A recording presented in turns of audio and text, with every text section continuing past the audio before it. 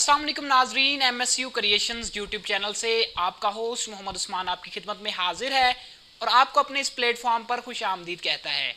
नाजरीन, आज की वीडियो में हम आपको एक ऐसी कंट्रोवर्सी के बारे में बताने जा रहे हैं जो सोशल मीडिया पर बहुत ही आम हो रही है। नाज़रीन, जैसा कि आपने सोशल मीडिया के ज़रिए, न्यूज़ के ज़रिए, डिफरेंट मीडिया के ज़रिए ये ख़बर आपने मौसूल की है कि मारूफ ड्रामा निगार खलीलुर रहमान कमर को अगवा कर लिया गया, और वो कैसे अगवा हुए वो भी आपको पता है।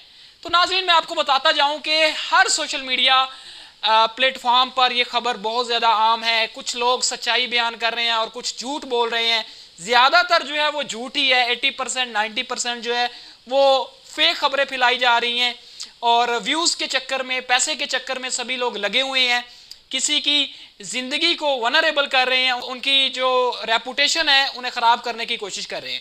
लेकिन नाज़रीन, एक बात याद रखें कि अल्लाह ताला इज़्ज़त देने वाला है और ज़िल्लत भी उसी के हाथ में है, तो बंदे के हाथ में कुछ नहीं है। नाज़रीन, आपको बताता जाऊँ उसकी स्टोरी क्या थी और किस तरह खलीलुर रहमान कमर साहब को अगवा किया गया, किस तरह ट्रैप किया गया, वो मैं आपको आज इस वीडियो में बताऊंगा। नाज़रीन, मेरा मकसद आप तक हकाइक को पहुंचाना है, ना कि व्यूज़ लेना। अगर आपको वीडियो अच्छी ना लगे अभी स्किप कर दें। नाज़रीन, खलीलुर रहमान का जो स्टेटमेंट उसने DPO साहब को दिया, SHO साहब को दिया, तो वो उस स्टेटमेंट के मुताबिक उन्होंने कहा कि ये जो किडनैपिंग का इशू था, ये ऑलमोस्ट 15 दिन पहले मुझे एक लड़की जिसका नाम उरूज था उसकी तरफ से मैसेजेस आए कि मैं आपसे मिलना चाहती हूँ किसी ड्रामा के सिलसिला में। तो 14-15 दिनों से वो मैसेजेस कर रही थी और खलील साहब भी अपनी मसरूफियत के बायस उनसे मुलाकात नहीं कर सके उन दिनों में। लेकिन जब खलीलुर रहमान साहब के पास फ्री टाइम हुआ तो वो उस लड़की के पास रात के 12 बजे चले गए। अब लोग इस पर भी सवाल उठा रहे हैं कि रात के 12 बजे एक लड़की के घर जाने का क्या मकसद था। अब खलीलुर रहमान के बकौल के वो पहले भी इस तरह कई जगहों पर जा चुके हैं और फीमेल्स में जा चुके हैं। उनके बकौल के जब मैं मर्दों में जाता हूं तब तो ये लोग नहीं बोलते इस तरह, लेकिन आज इनको ज्यादा ही याद आ गए। मतलब कहने का, ये लोग सारे व्यूअर्स के चक्कर में होते हैं, इनका किसी की रेपुटेशन से कोई ताल्लुक नहीं होता, किसी की इज्जत से ताल्लुक नहीं होता।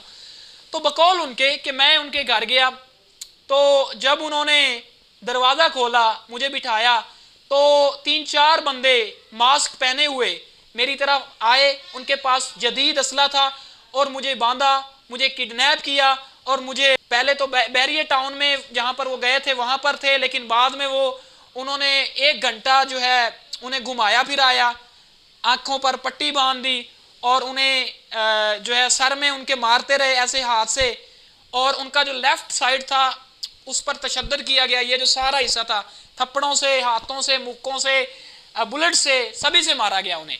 तो वो निशान भी उनके जिस्म पर मौजूद है। तो नाज़रीन, आपको बताते चलें कि उस लड़की ने खलीलुर रहमान साहब को हनी ट्रैप के जरिए किडनैप किया है। अब ये हनी ट्रैप क्या होता है कि किसी को जो है वो लालच देकर ये ट्रैप किया जाता है। अब एक तो वो फीमेल थी, औरत भी, और आपको पता है कि एक जो मैन होता है उसकी अट्रैक्ट होती है फीमेल की तरफ, तो अट्रैक्शन होती है, उस वजह से जो है खलीलुर रहमान साहब ट्रैप हो गए। अब अल्लाह जानता है कि पीछे रीज़न क्या थी, कि खलीलुर रहमान का कोई इंटेंशन जो थी वो गलत थी या पॉजिटिव थी। तो वो जनाब खलीलुर रहमान के मुताबिक कि मैं जनाब जब उन्होंने मुझे गाड़ी में डाला तो उन्होंने मुझसे 1 करोड़ रुपए की डिमांड की। तो मैंने कहा कि मेरे पास 1 करोड़ नहीं है। तो उन्होंने कहा कि अब पढ़ कलमा खलीलुर रहमान साहब। तो खलीलुर रहमान साहब ने कहा मैंने पढ़ लिया कलमा। तो खलीलुर रहमान साहब को यानी कि टार्चर करते रहे, फायर भी उन्होंने निकाला, लेकिन उनके 7 इंचेस जो है साइड वाली जगह पर लगा, वो महफूज रहे। तो बहुत ज़्यादा टार्चर करने के बाद उन्होंने कहा कि हाँ पैसे निकालो। तो खलीलुर रहमान साहब ने अपने एक दोस्त को फ़ोन किया, तो उन्होंने कहा कि मैं 10 लाख आपको दे सकता हूँ। तो जो क्रिमिनल थे तो उन्होंने कहा कि हम 10 लाख नहीं लेंगे, क्योंकि 20 लाख रुपए तो हमारा आपकी रैकी में लग गया चक्कर लगाते हुए कि आप कब निकलते हैं और कब जाते हैं और कहाँ जाते हैं। तो 20 लाख तो हमारा वहाँ लग गया। आखिरकार खलीलुर रहमान साहब ने उनकी बात नहीं मानी। उन्होंने कहा कि मुझे मारना है मार दो, लेकिन मेरे पास 1 करोड़ रुपए नहीं है और ये मैं आपको नहीं दे सकता। तो नाज़रीन, बात करने का मकसद ये था कि खलीलुर रहमान साहब को उन्होंने छोड़ दिया, उनकी गाड़ी में बिठाया, बल्कि उनके ATM में से 2,97,000 रुपया भी उन्होंने निकाला। कुछ लोग 78,000 कहते हैं, ऑलमोस्ट इतना ही है, 2 लाख से तो ऊपर ही था।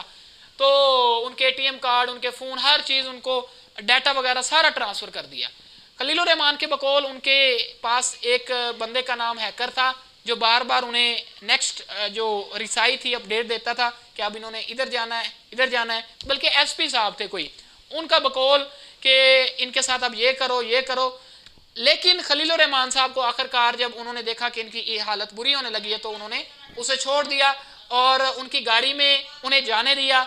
और खलील रहमान साहब जब गाड़ी में बैठे तो वो बहुत ज़्यादा बरखस्ता हालत में थे और उनको ये भी नहीं पता था कि मैं कहाँ हूँ। जब उन्होंने किसी मकामी से ये रास्ता पूछा तो उन्होंने बताया कि लाहौर जो है यहाँ से 35 किलोमीटर दूर है और साथ में एक मोटरवे आएगी और आपने उस पर चढ़ जाना।